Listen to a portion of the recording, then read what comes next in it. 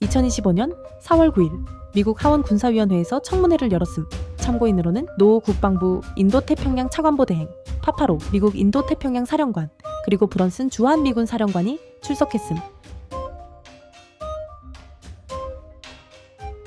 민주당 의원들은 주로 트럼프 대통령의 관세 정책에 대한 질문을 했음. We are alienating every single partner in the region. What is the administration doing to try to strengthen partnerships when they're launching a trade war against all of our partners?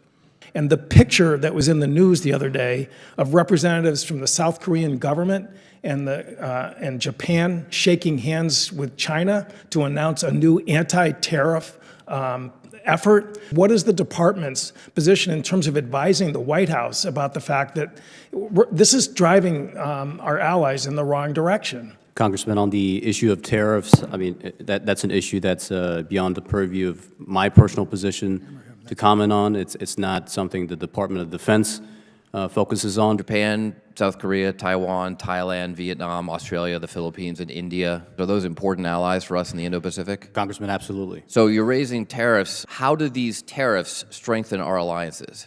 As I said before, the issue of tariffs is beyond purview of my Oh, position. so it doesn't matter? You don't think our allies care about tariffs? You seem to care about our allies and the relationship we have with them. You don't think tariffs have any influence on that? Congressman, I've had multiple engagements, personal engagements with allies and partners. Does throughout weakening our allies' economies help our alliance? all the engagements that I've had, that I've seen the Secretary have with his counterparts, lead me to believe that our alliances and partnerships are in a very That they like the strong tariffs. Mr. No, you mentioned that Secretary Hegseth recently traveled to the region to reaffirm our commitment to our allies. Is South Korea one of those important allies? South Korea is a very important ally.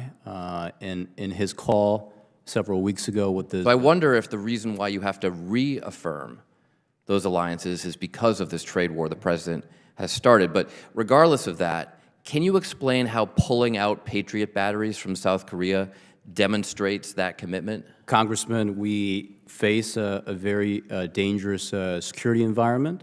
The department Yes, in will- the Indo-Pacific, which is your #1 priority. So why are you pulling Patriot batteries out of South Korea to send them to the Middle East?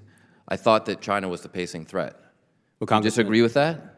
Congressman, the department will continue to address threats as General they- Brunson, is it helpful to you in South Korea and your alliance with the South Koreans to pull out a Patriot battery? Congressman, if I could be given just a second to explain the way we handled that. No, I don't want to know. I just Got want to it. know if it's helpful or not.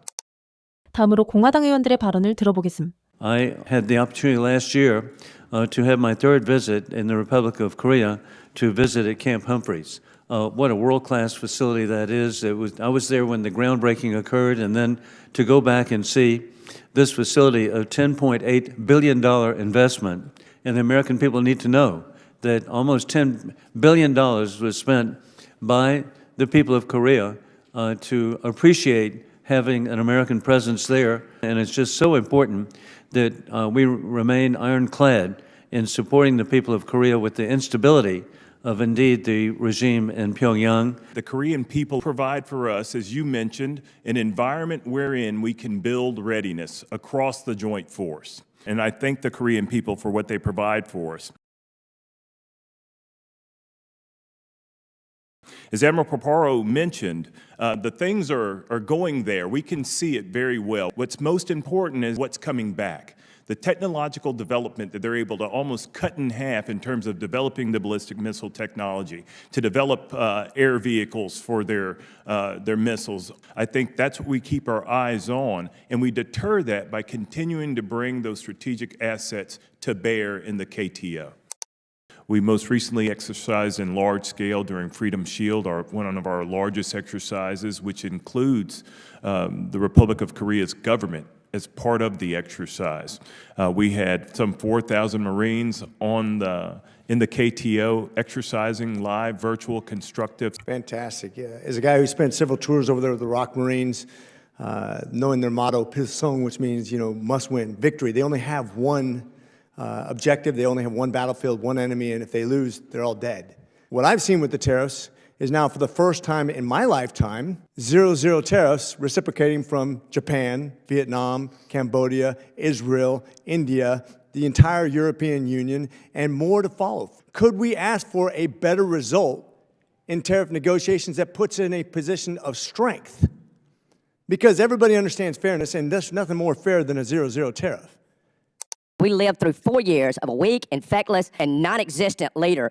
And I'm trying to remember whether or not Russia invaded Ukraine under President Trump or whether he invaded under a weak, infectless Biden. I'm trying to remember over the last 4 years whether China has become more aggressive or less aggressive. And I know for a fact that they've become more aggressive because weakness invites bullies to attack. I'm reminded in 2017 when President Trump said NATO needs to pay their 2% fair share. And I remember the same kind of reactions across the aisle. Oh my God, how dare we ask our allies? They're going to hate us. They're going to get away. But if you look back now, they have increased their ability to defend themselves and to help us defend them. I will tell you that tariffs being taken advantage of is not how we become strong leaders in the community. Y'all work for the Department of Defense, not the Department of Commerce. Mr. No, when we're looking for strength of partnerships and alliances, are we looking at someone who just takes everything we give them and gets mad when we want something back?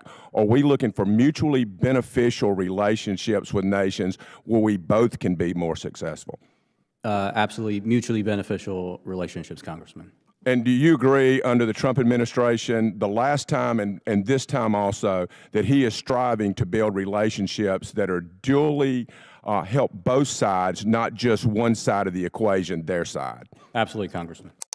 Would you agree, Admiral, that in the last 20 years, China's capabilities and ambitions have grown exponentially? I have a direct view of that over that 20 years, yes. And you'd agree they're a military peer now? I do. Okay. Same question, General. Sir, looking through the DPRK lens, I would say yes on both counts. So how many, Admiral, how many Marines do we have on Okinawa today? 18,000. And was it roughly the same 20 years ago? 20 years ago, it was about the same, yes, sir. General, how many troops do we have in Korea in the 80s, roughly? Probably about 60,000 when the division Okay. second And ID what was is it now, formed. about 30, about half?